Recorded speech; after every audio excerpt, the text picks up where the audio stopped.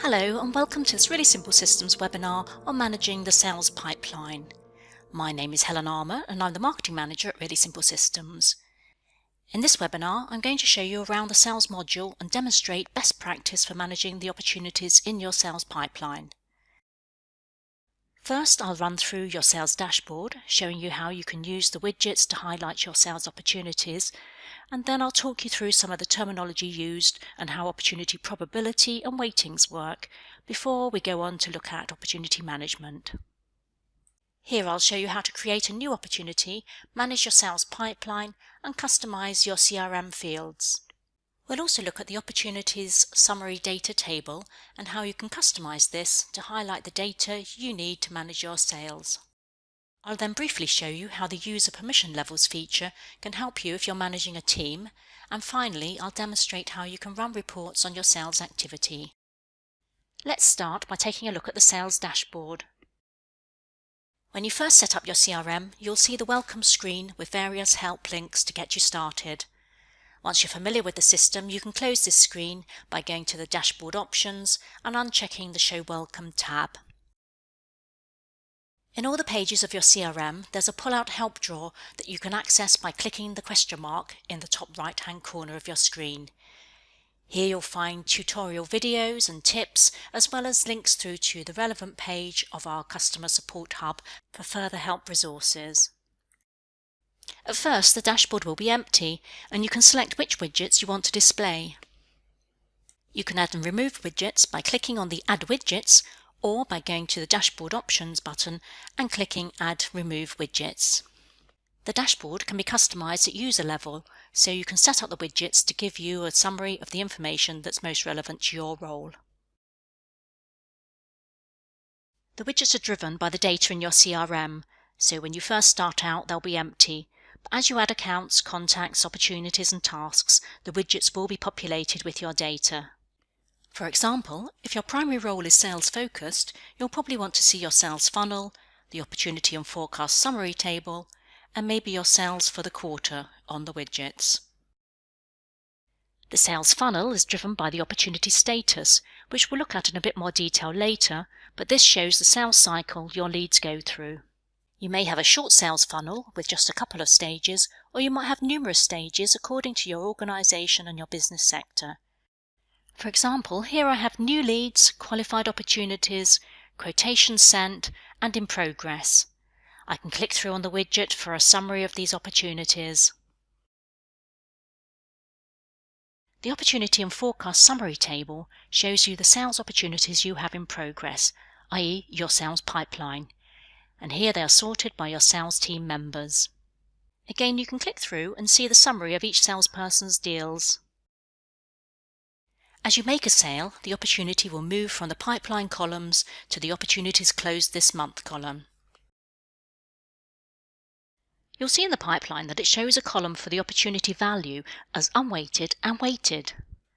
The weighted value gives you a forecast of your sales based on the probability of success that the salesperson has given that deal. Let me explain. When you set up a new opportunity, you can give it a probability of success shown as a percentage. For example, a new lead may have a 10% probability that you'll win the deal. Then as your opportunity moves through the sales cycle, you can update the probability by increasing the percentage as it becomes more likely to succeed. If you have won an opportunity, you could say the percentage sale probability is 100%. If you have lost an opportunity, the percentage probability would be 0%. Your sales pipeline opportunity is therefore anything between these two. By giving each sales opportunity a probability, you can produce a sales weighting forecast that will give you a fairly accurate idea of what your sales outcome will be. For example, if I had an opportunity with a value of 10,000 and I gave it a probability of 40% of success, the unweighted value would be 10,000 and the weighted value 4,000. Let me demonstrate this by creating a new opportunity. As our CRM is designed for business-to-business sales, the opportunity is managed within the customer account. You can add an opportunity by going to the Opportunities section within the Open Customer account, or on the opportunity summary table, just clicking the Add button. From here, just search for the account name and then complete the opportunity record. You'll first want to give your opportunity a name, and maybe you'll want to include a quotation number or purchase order number. The next box down sets the close date for your opportunity. This is the date when you expect the deal to come in. The CRM system defaults to 6 weeks, but you can change this by contacting our customer support team if you wish. The status box is where you record the sales cycle for your opportunity. For example, is this a new lead, and has it been qualified, and so on.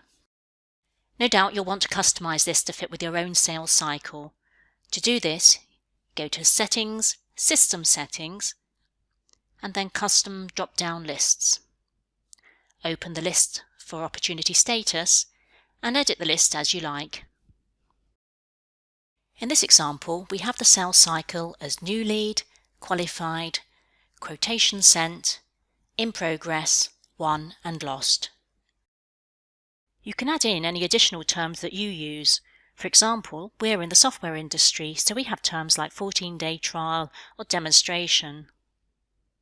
You can set it up to what suits you, but bear in mind not to overcomplicate it. Remember, salespeople like to keep it simple. Moving down the page, in the Next Step box, you have a free format field to add in what happens next for you. Maybe it's qualified call, send quotation, and this sort of thing. For this example, let's have send proposal. Next we have the forecast box, and this is used for reporting purposes. It has a drop-down list to select from, and again you can customize this to reflect your business. In our organisation, we wouldn't normally forecast a deal until it's been qualified.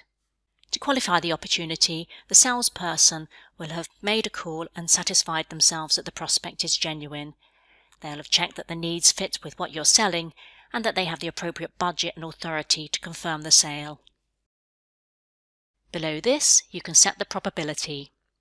As this is a new lead, we'll keep the default setting of 10%. If you want different default settings, our customer support team can change these for you. You have various other boxes on the form that you can use to record things like the opportunity source, marketing campaign, competitors you're up against, and any notes. Scrolling down the page, you'll see there's a section called Opportunity Lines. Opportunity Lines is where you can record your product or services, the unit price, and value of the deal you've quoted for. Again, as each industry or business is likely to have very different requirements, you can customize the lines and fields to meet your needs. Maybe you charge a consultancy fee by the day, or maybe by the project, and you can enter this accordingly. You might have generalized product categories, or you could add in individual product lines. You can have multiple lines, so maybe you have products and services and want to itemize them separately. Let's say in this example, I'm selling software licenses, and I have 12 licenses at a unit price of 400. Then let's add 2 days of development services at the unit price of 650. At the top of the page, click to save. As your opportunity moves through the sales cycle, you can edit the details, and any changes made will be recorded in the opportunity history at the bottom of the page. This will record when the lead was created, the status when it was modified, and who changed it. Changes made within 2 hours won't be recorded in the history, so if you do make a mistake and go back to edit, this won't be recorded. Don't forget that you can customize all the tables in your CRM by dragging and dropping the columns from the title bar, and by adding and removing columns by clicking the Columns button. You can have multiple opportunities running in each account at any time. If you have a larger client where you are dealing with different divisions, you can add different sales opportunities, and they might all be at different stages. You can view all your opportunities by clicking the Opportunities tab on the main menu, and this brings up a summary table. To edit an opportunity, you just click the opportunity name, and this opens the page in the edit mode. Let's say we've received a confirmation from a prospect that they want to confirm the sale, and we can go ahead and close the opportunity. If I first show you back on the dashboard, the opportunity we're going to close is currently showing in the pipeline. When you close a deal, it will move from the pipeline to the closed this month tally. So we should see the total in the pipeline decrease and the closed sales increase from 9 to 10.